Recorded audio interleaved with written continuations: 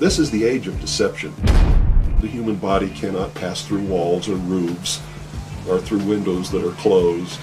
You know, this is all the product of the imagination. Anyways, they were poking these huge needles into my hips and taking out hip tissue. And they were poking and prodding at my cheeks and all over my body. And in the actual session, there was excruciating pain. People's willingness to believe something because they want it to be true. I don't know why they would want it to be true.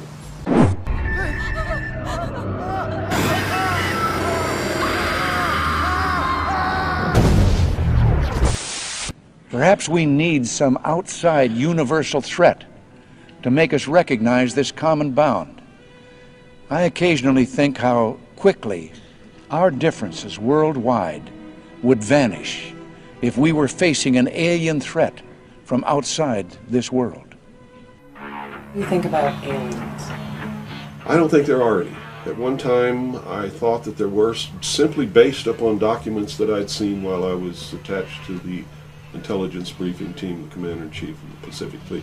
At that time, and even for many years afterwards, I did not believe that the government would use me in that way. I had devoted my whole life to government service. I had been in the Air Force, I was in the Navy, I was a river patrol boat captain in Vietnam, I had proved myself, I had combat ribbons with the V for Valor. There was no doubt of my loyalty to my country. And maybe that's why it was so easy to use me, because I wouldn't doubt that what I saw was real. But over the years, I've done a lot of research. And what I've discovered is there's no proof existing anywhere that extraterrestrials are real, or that have ever visited this planet, or that they exist anywhere in the universe. There is not one shred of evidence anywhere. We know now, within the early years of the 20th century, this world was being watched closely by intelligences greater than man's.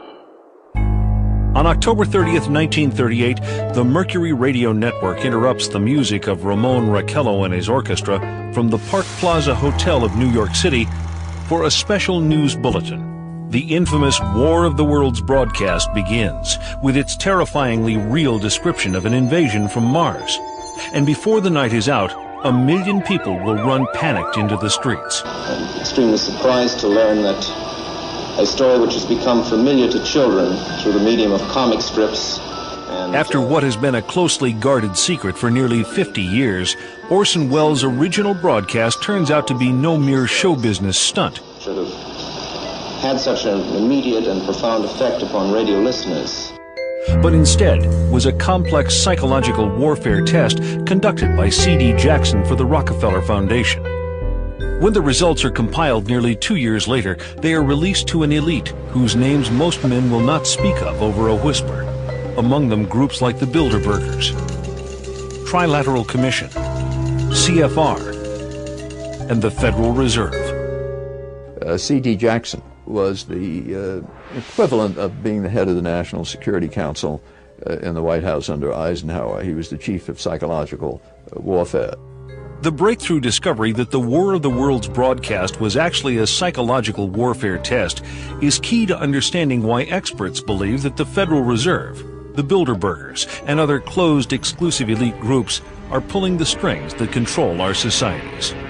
There is lots of evidence, tons of it in fact, that there are a group of people who want us to believe in some extraterrestrial threat from space so that they can cause a world government, you know, bringing together of all the people to resist that external threat.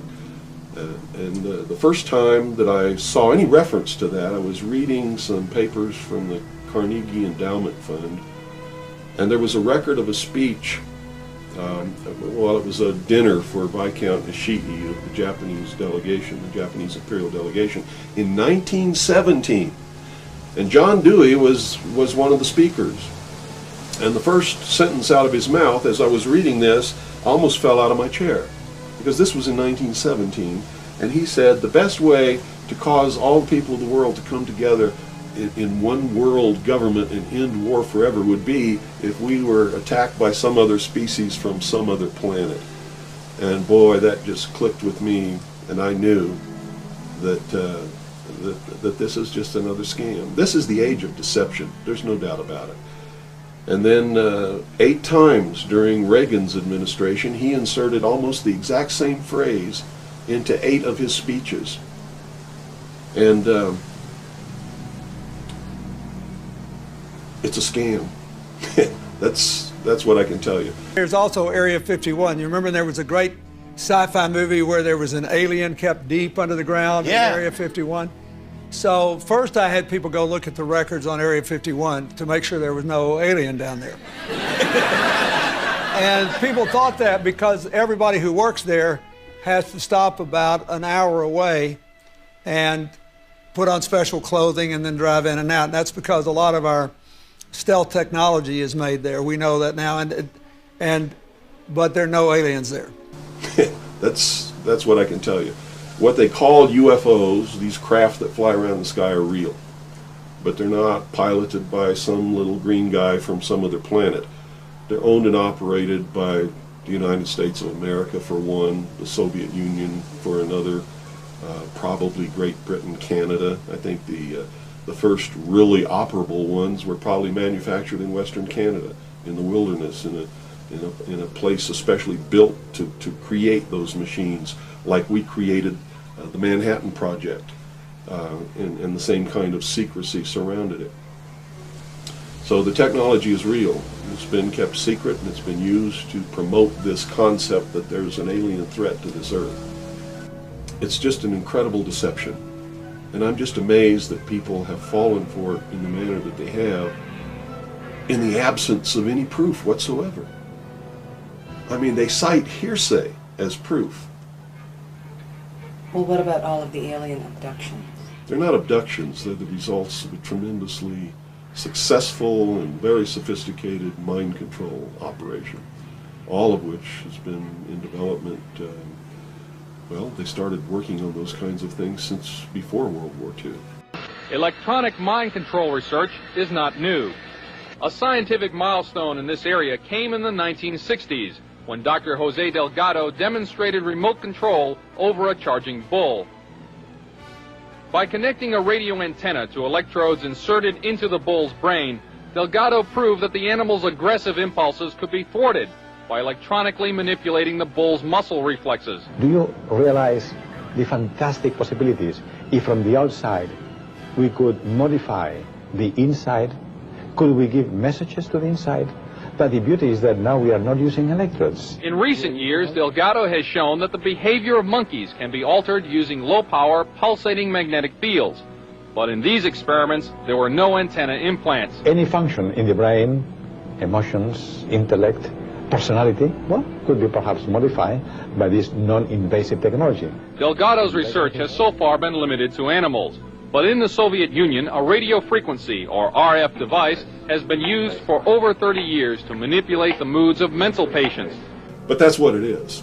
It's not extraterrestrials coming down. The human body cannot pass through walls or roofs, or through windows that are closed. You know, this is all the product of the imagination and people's willingness to believe something because they want it to be true. I don't know why they would want it to be true.